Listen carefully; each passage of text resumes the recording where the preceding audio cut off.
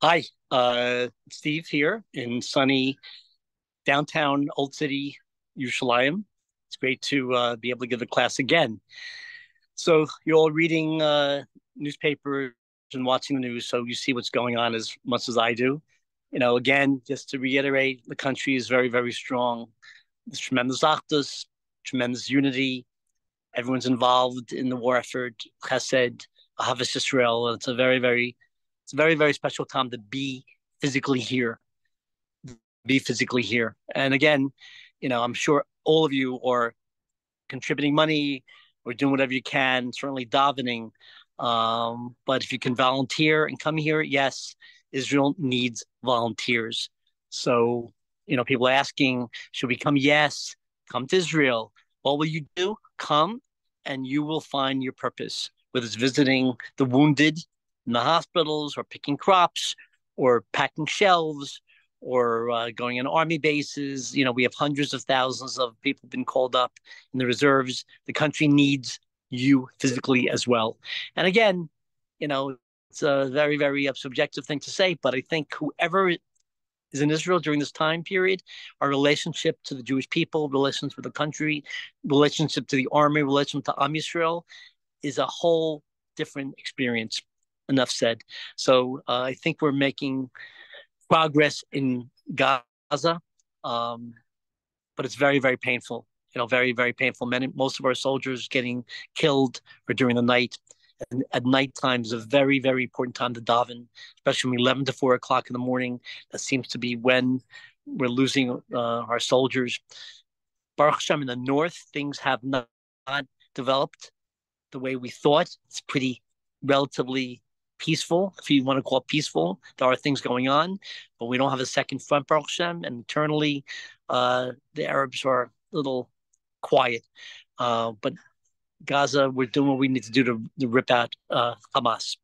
Okay, so the last few weeks, usually I give a Parsha class, portion of the week, and how it relates to us. But I kind of changed it because I really want to focus on the antidote, the cure for what's going on our campuses, what's going on in Gaza, what's going on the Jewish people, and that is that we're in Galut, we're in exile.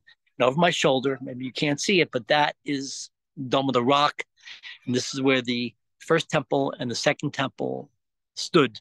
And 2,000 years ago, 2,000 years ago, we were exiled from our land because of what didn't happen here, and that was that Jews didn't have Ahavas Israel. We were keeping Torah, we were keeping Shabbat, we were keeping putting tefillin on, keeping kashrut. We've been discussing this for weeks and weeks and weeks. But one thing was lacking: was the Jews couldn't get along. They maligned each other, jealousy for each other, and because of that, Hashem Plan B is I'm going to have to send you to the four corners of the earth, and you're going to teach the world the values of the Torah, but it's going to come at a tremendous cost. And here we are 2,000 years later, and we have yet another war. We have the world showing us, not everyone, how much they hate us and despise us. And all we've done for the last 2,000 years is try to shed light and give them so many contributions. And we've discussed in a few weeks. So we're going to have a class tonight, okay, on today actually, about words. So for those who went to Shul Yom Kippur, you might know that most of the achates that we recite are about words, about words, about words. We know that the world was created with words. Hashem said, let there be light, and there was light. And Hashem said, let there be trees, and there are trees, and let there be animals, and there are animals. So we learn from that. In the first Pesukim, the first sentences of the Torah, that words can build the world and words can destroy. So this is the honest Devarim, right? We discussed over and over and over again is people will say, I'm not religious, I'm not observant, but for me, being a good person is where that's what it's all about. And again, my refrain, my mantra is the goal of a Jew, the goal of a human being is not to be good, to be great. And one of the ways that we are great, we try to be great, is our words, what comes out of our mouth. Okay. So again and again and again, you should all be saying this to yourself as you're listening. I want to be great. Okay. So why are words so important? Because words can build and words can destroy. Right? Words can build and words can be destroyed. So I remember one of my great teachers, mentors, Reverend Esther Young Grace. So she said that when she came to America, she was involved in public school, and the first thing she learned as a little girl was, sticks and stones may break my bones, but words can never harm me, never hurt me. And she was saying, really? Words can't destroy? And we know that's so not true. It's so not true that we were driven from our land because we had negative words for each other. We spoke lashon hara about each other. We maligned each other. We insulted each other. We were insensitive to one another. Because of that, we were exiled out of our country, and we're still suffering because of this. So that's why I think this class, I've given this many times, has to be reiterated and reiterated. And by the way, I'm speaking to myself as well. Okay. So sticks and stones may break my bones, but half of Manhattan, half Miami, half of LA are in therapy because of negative words from childhood. Okay. This is rhetorical, but how many of you remember something that was said to you negative, pejorative, 5 and 7 and 10 and 20 years ago? They say that people have bad memories. Oh, no, they don't. They don't have bad memories. They have very good memories. Okay. We remember exactly who said what negatively to us at a wedding or a bar mitzvah or at a party or a social interaction. We remember very, very well. We don't remember so much people saying nice things, but remember negative things. So when they say that the words can't destroy, yes, words destroy. But why? But why are words so important? Again, and I hope we're become more sensitive after this class. As number one, words can destroy families. I had a grandfather, and he came from Europe, and something happened. My mom will be listening, and something happened with his brother. He came from Europe, and something happened with shoes. I don't know what was said. His brother said something. He didn't have shoes. He wanted my own. He wanted my grandfather's brother's shoes. I don't know exactly what happened. And guess what? They had a big fight over words, over shoes, and that's it. There's a whole.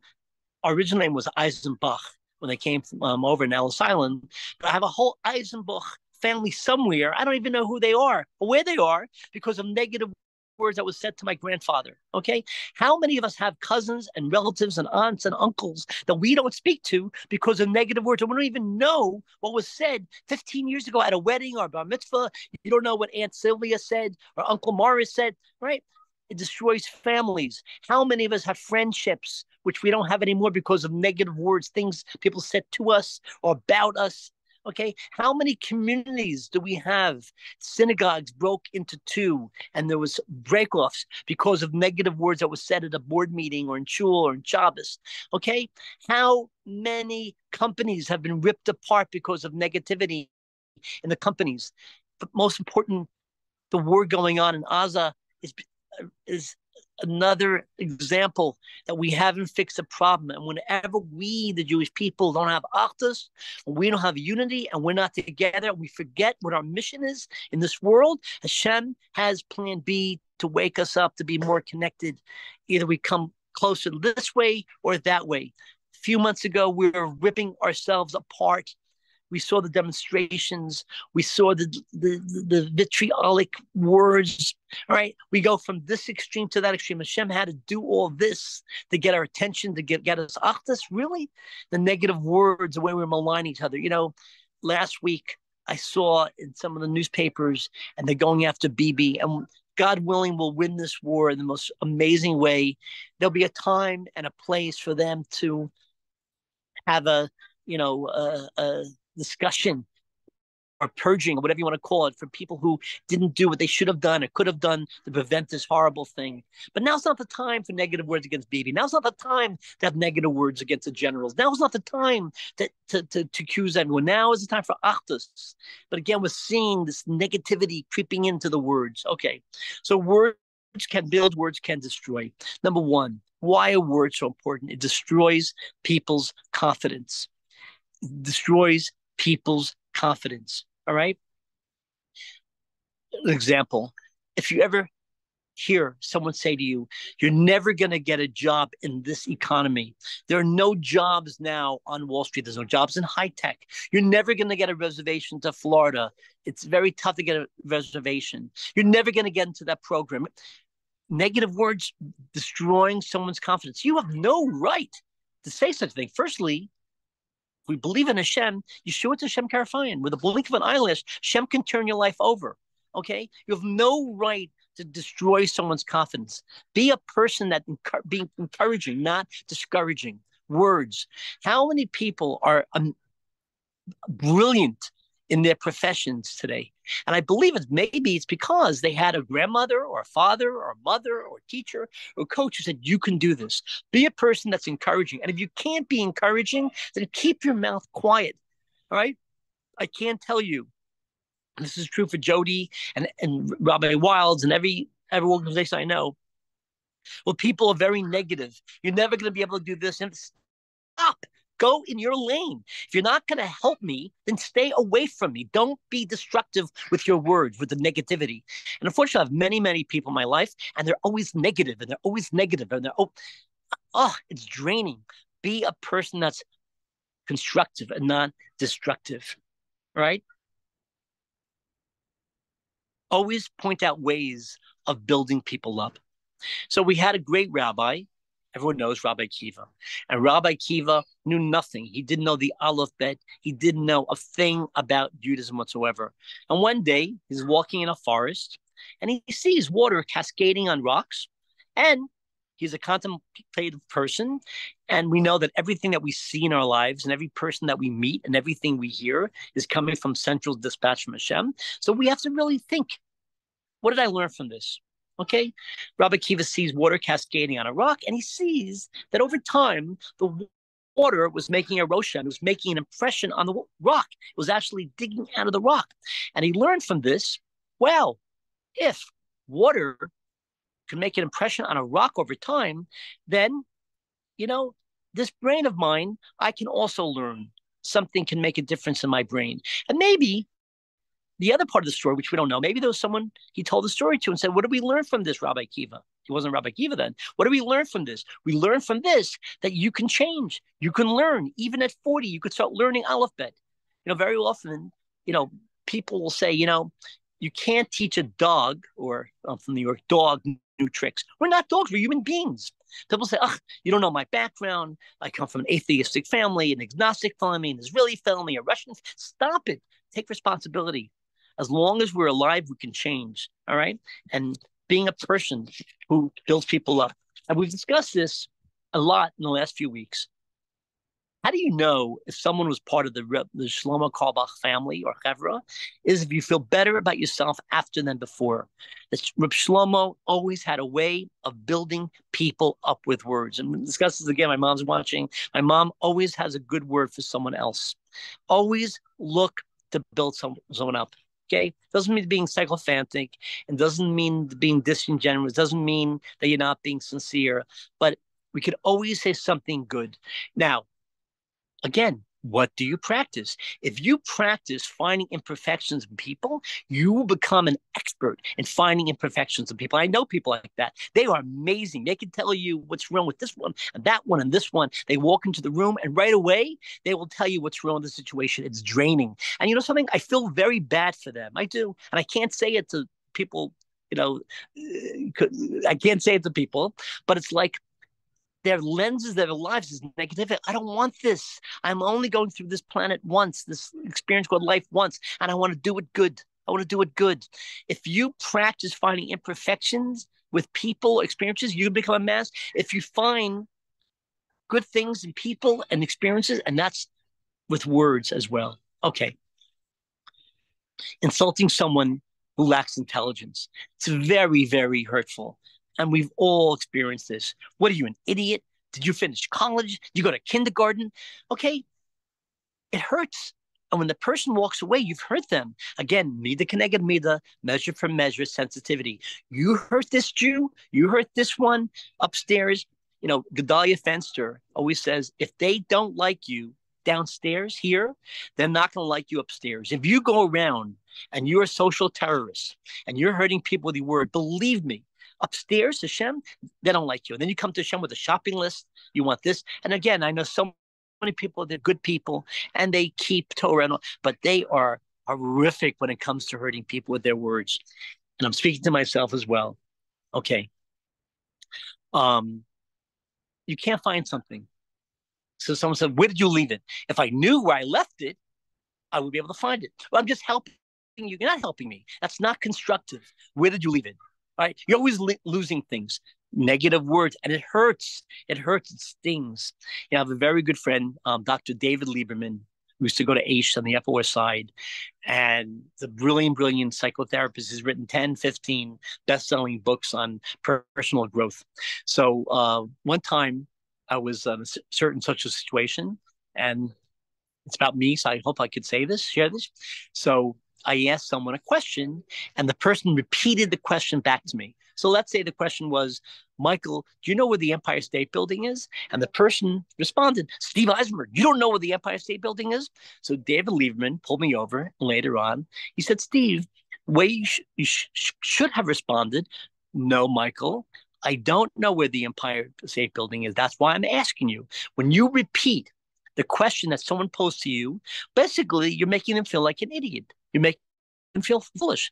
The reason I'm asking you the question is because I don't know the answer. Just answer them. Just answer them in a nice way. You don't have to repeat it. I'm just surprised, Steve, that you don't know where it is. Guess what? There's a lot of things I don't know. Maybe I forgot. Just answer the question. You don't have to make me feel like an idiot. Yeah, this is the stuff, my friends. Okay.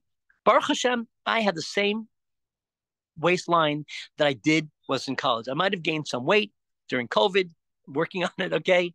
But I had the same. So for years and years and years, certain people would always come over. Steve, do you lose a lot of weight? You lost a lot of weight. It's like, stop. What is the purpose of that communication? Now, my hair changed, but when I was younger, I had very, very curly Jewish hair. And people would come over and they say, Steve, my God, you have very frizzy, curly hair.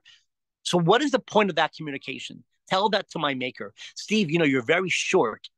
Okay, tell my creator. What is the purpose before you say something? What is the purpose of the communication? People say to you, Steve, it's not my issue, it's their issue.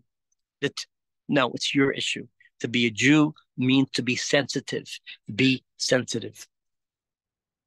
Someone says something, and then you say, excuse me, can you repeat that? We have a hearing problem? Just repeat it over. Just it. Don't ask that. Okay? What is the point? What is the point? Then you have the mismatch. What is the mismatch? And we've all got on dates, and you meet someone. You say white, they say black. And I have this in my life, friends and relatives, whatever. You say white, they say black. You say green, they say red. Over the Shabbat, I met someone. Every time I say something, we're not talking about objective things. We're talking subjective things. Steve, what's your favorite food? Sushi. No, you're wrong. It's beef. So now, being a little healthier, what I realized, and David Lieberman helped me, when someone has a need to argue with you about something which is so stupid, it's because their mommy and their daddy or their life didn't love them. Because someone who has to argue with you about everything and anything is because the inner child is not loved. Don't argue with them and don't spend the energy with them. Just let it go. Right.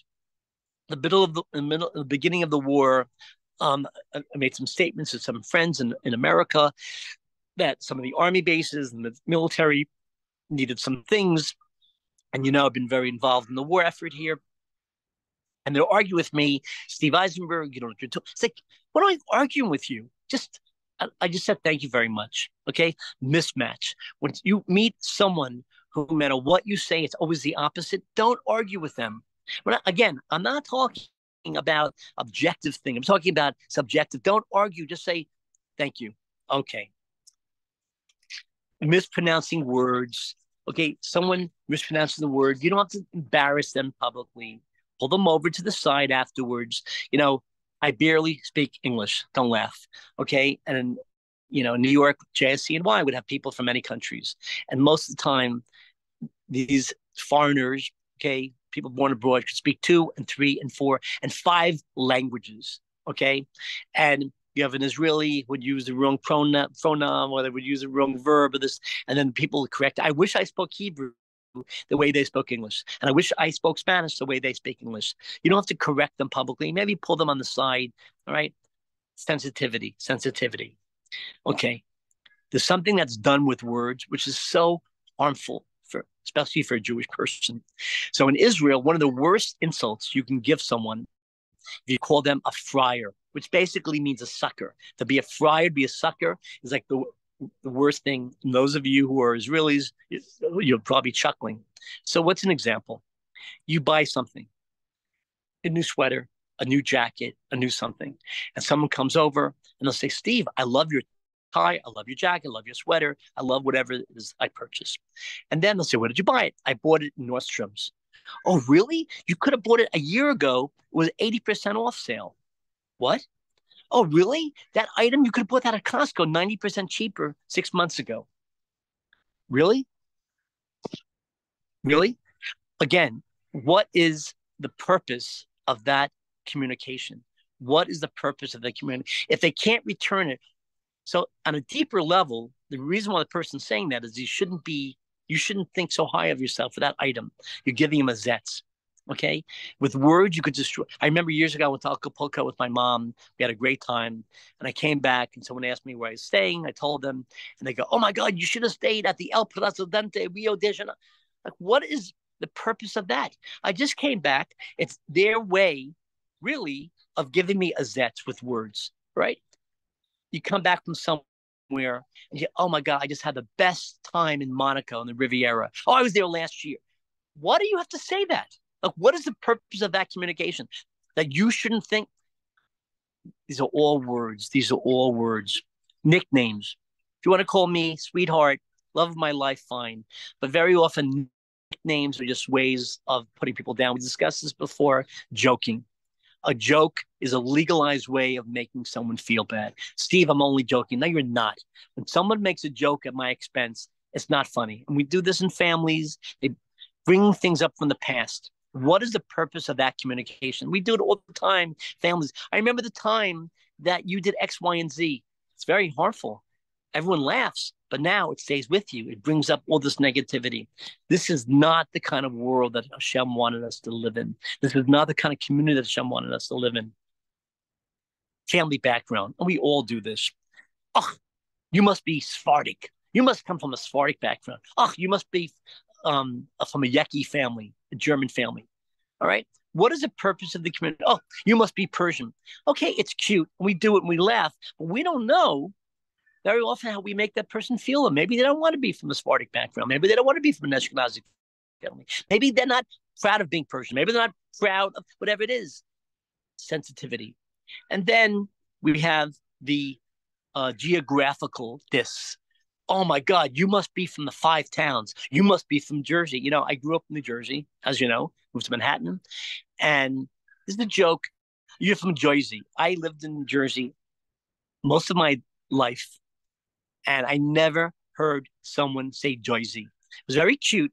Saturday Night Live, 40 years ago, you know, Gilda Radner made a joke, you know, from Jersey. What is the purpose of that? You're from 5 towns. You're from Muncie. Oh, you're from New Jersey. Oh, you must be from. But stop. The geographical diss. You're making someone feel bad. Sensitivity. Next. Profession. And this is a true story. Got a friend. Let's call him David. And David came from another city. Came from the Upper West Side to find a soulmate. There were very few Jews where he was living. And he went to MJE on Upper West Side, Rabbi Wild's organization, and he met this girl and he really, really liked her. So he decided to come back the following week. And I said to him, you know, why don't you stay in my apartment, you know, to spend the money going to a hotel? And he came back and he goes on the date and he's so excited and he really, really likes her. And the girl said to him, the woman says to him, what do you do? She goes, I'm a doctor. He said, what kind of doctor are you? She goes, I'm a chiropractor. And the woman says to him, you're not a real doctor. The guy came back totally, the word is emasculated. He was totally, totally destroyed. The next day, she calls up. She says, Steve, is your friend going to go out with me again? I said, no, actually, he's not. Why? Because of the thing I said, yeah, you made him feel bad. But it's true, it's not a real. What was the purpose of that? You really think he invested years of his life to become a chiropractor, and that's what his soul was telling him to do to help people, and you dissed him. You know, before COVID, you know, I heard this many times. Someone said they're a nurse. Oh, so you clean bedpans. Then came COVID. All of a sudden, first responders, there was a new respect for first responders. There was a new respect for nurses. Okay, all of a sudden, it was lasted about 3 months. People who put toilet paper on the shelves in ShopRite or put toilet paper in Costco, all of a sudden we had a lot of respect for people who were risking their lives coming to supermarkets, stocking the shelves. That lasted for a few months. Okay, putting someone down. I can't tell how many times I heard people say to me, "Oh, you work on Wall Street. You don't really do anything. What you do is push paper around. You make a lot of money, you guys." What a negative thing to say. What is the purpose of that communication? You think that creates friendships? You think that creates a nice community? Okay. Disparaging people's ideas. Someone says something. What do you got in your mind? What are you, crazy? How do you think like that? What is this Torah way? Let me think about that. I've never contemplated. One of the things I've really learned is very often, I might have my opinion, but all of a sudden I understand how this person thinks, and maybe, just maybe, there's another way of looking at something or understanding someone's opinion. If someone says something and you don't like it or agree with, you don't have to. You're crazy out of your mind. Just say, let me think about that. I've never considered it that way. That's a better Torah way. What are you, a child? And then there's another thing that's done. And people say, you're so different from us, Steve. You think so differently. Yeah, Baruch Hashem, we're all individuals. Thank God we all think differently. All right? We all think differently. What are you, a child? I can't believe you think that way. What are you, smoking weed? What are you out of your... It's all negative words. It makes people feel bad. And again, Hashem's watching. Mida Keneged Mida. This is all the stuff that caused us to be driven out of this land 2,000 years ago. Okay. And again, what is the homepage? Ahavat Yisrael, creating love of one Jew for another Jew. You could say what you want to say to your brother, sister, mother, father, and you could get it off your chest. Very often people say, Steve, I say it like it is. I say it like it is. You could say it like it is, but now you have to, rebuild the relationship. It'll take you days or weeks. Keep your mouth quiet. All right. It's not beneficial and it's harmful. Keep quiet. Causing people to worry. I have friends, and every day for 2 years, all they did was send me emails and texts about being vaccinated. I was vaccinated. Very happy I was vaccinated. Whether we believe in it, we don't believe in it, I was vaccinated. Once I was vaccinated, what is the purpose of the communication of every day showing me that one person in Bulgaria got sick? What is the purpose of... I have other friends, and all they do is send me articles about the ozone and the ozone. I have news for you. This world, planet Earth, will be around much longer than Steve Eisenberg. We'll be okay. Yes, we have to be environmentally friendly. We have to be sensitive to the ozone, but causing people to worry, even the war, try to be very careful and be optimistic, because we know that we're going to win the war. We know we're going to be unbelievably successful. But what we don't know is what the casualties are. And again, I remember Rebbetzin Youngway saying this, and I didn't really get it until now. In Auschwitz and Buchenwald, she said, we knew that we would survive as a people. I just didn't know if I was going to survive. Right? We know that we're going to win the war against evil, this evil Hamas, but is a casualty, but causing people to worry unnecessarily. When COVID started, I was alone in Miami, and I was really, really, scared, like many of you. The markets were going down 1,000 points a day, and it was really a scary time. I remember I called up a friend, Evelyn Rohr Katz, George Rohr's sister, and I said, Evelyn, I need some eitzah, I need some wisdom, I need some advice. How your father left the Holocaust, went from Germany to Switzerland, from Switzerland, ended up in Bogota, Colombia. How did he rebuild his life? Because my father said, don't worry about things you can't worry about, because most of the things that we worry about never happen. That was a game changer for me. Most of the things that I've worried about in my life, and I'm a worrier, is never happen. So why worry? And causing other people to worry with words, right? Be constructive, not destructive. And by the way, you want examples from the Torah? We have a man by the name of Joseph, and Joseph interpreted the Pharaoh's dream. And now did he tell him he was going to have 7 years of plenty? There was a bull market, but then he said there's going to be 7 years of a depression. There's going to be an agricultural failure, a pandemic. But what made Joseph special He not only stated the problem, he stated the solution.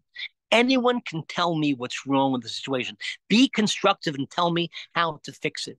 I can't tell you how many times I've run programs and Jody's run programs and people come over, Steve, the problem with this and good, then you give money, make it better. Or you vote. No, I'm just saying, don't just say.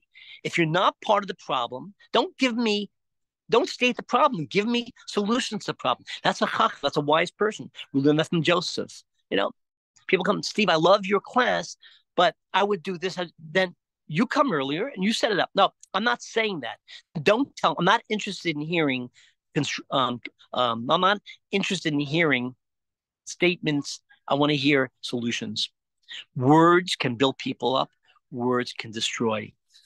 A great person with words always look for opportunities of building people up, especially the last 4 or 5 years. If it wasn't health or financial, everyone needs a good word. This is the kind of world that the Torah is trying for us to be part of. Now, we talked about words. I know many, many people who would never say anything negative to another person, but they are horrific when it comes to speaking about themselves. If you find yourself, I'm so stupid, I'm so ugly, I'm so fat, I'm so skinny, those are negative words from negative tapes, where you either got it from your father or your mother or childhood or school, whatever. That's wrong. If you don't love yourself, how in the heck are you going to love someone else with words?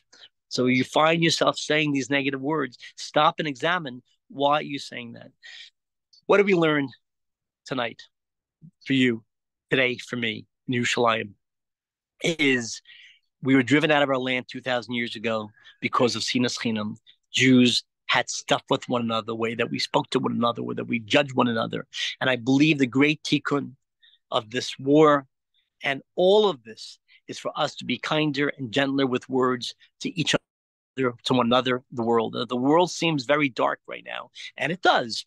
Is because we, the Jewish people, have to share light, more positivity, words being constructive, not destructive. That, I believe, will end this madness. So again, I want to say goodbye for now from Yerushalayim. You're a Kodesh, seeing Yerushalayim. I'm Yisrael Chai. Be strong. Now's not the time to be depressed. Now's the time for action and davening and giving money and volunteering and writing Congress and writing your senators, showing support. But it's not a time to be in a state of paralysis. It's time for action because our enemies are very, very animated, and we're going to be 5 times more animated for good. Thank you very much. Good.